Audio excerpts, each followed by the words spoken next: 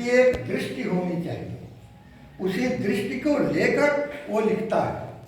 अब दृष्टि क्या है? हमें समाज को क्या देना है?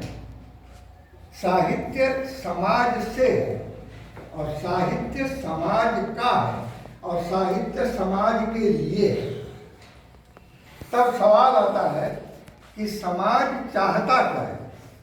तो दूसरा सवाल आता है समाज को चाहिए क्या? अब जो लोग पढ़ाते हैं वो जानते हैं कि विद्यार्थी कक्षा में जब अध्यापक जाता है तो विद्यार्थी चाहते हैं कि सर जी पढ़ाएं नहीं, हमें ना पढ़ाएं, हमें छूट दें और हमें छुट्टी दें। ये विद्यार्थी चाहते हैं।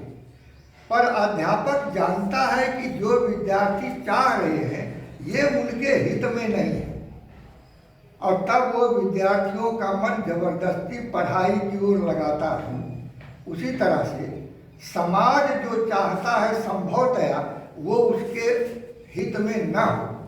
साहित्यकार जानता है कि समाज को चाहिए क्या, यानी उसके हित में कौन सी बात है, ये साहित्यकार है।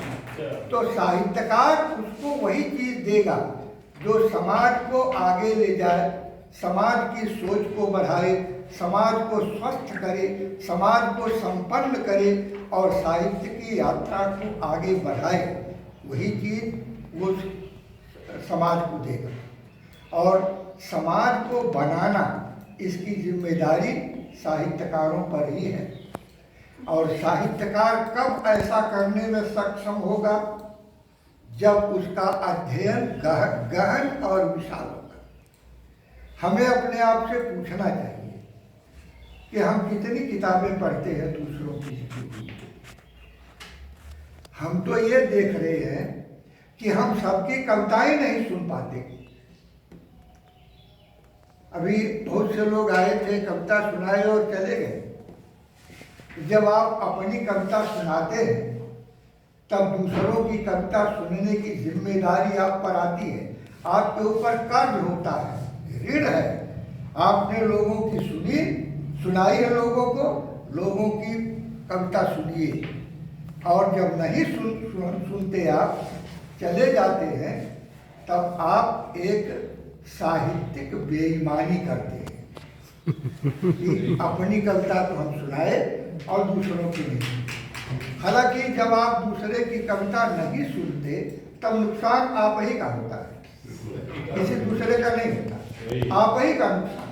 पर आप समझ नहीं पा रहे इस बात को कि मैं इतनी दूर से आया, इतनी देर से आया, कविता पढ़ने के बाद मुझे बहुत जल्दबाजी है, अब मुझे घर में बहुत काम है और कहीं काम है। जब तक कविता पढ़ने के लिए आपका क्रम नहीं आया तब तक आपको कोई जल्दी नहीं थी। कविता पढ़ लिए तो अब जल्दी आई। ये थोड़ा अपने आप में सुधार हमें करना होगा। और मित्रों, कविता लिखना ये पूरा फुल टाइम जॉब जिसको कहते हैं, पूर्णकालिक काम ये है। ऐसा नहीं है कि एक दिन कविता लिख दिया बस उसके बाद हम 30 मार्का बने फिर रहे हैं। साहित्यकार कविता में ही जीता है, वो भीड़ में अकेला होता है। कहीं भी जा रहा है, भीड़ है, पूरा परिवार बैठा है और कल वहीं बैठा वो अकेला है, क्योंकि उसके सामने उसके दिमाग में ताना बाना है। वो ताना बाना बोल रहा है, कोई शब्द नहीं बैठ रहा है, कोई वाक्य नहीं बैठ रहा है, कोई शीर्षक नहीं सुझाई दे रहा है, वो तो उसी में परेशान है। वो इसलिए वो अकेला रहता है। और यही एक साहित्य है जो डॉक्टर लोग कहते हैं अकेले मत रहो, पर साहित्य रचना अकेले में होती है। और यह जो अकेलापन है साहित्यकार का, ये कभी स्वास्थ्य को खराब नहीं होने देता, ये स्वास्थ्य को और बेहतर बनाता है।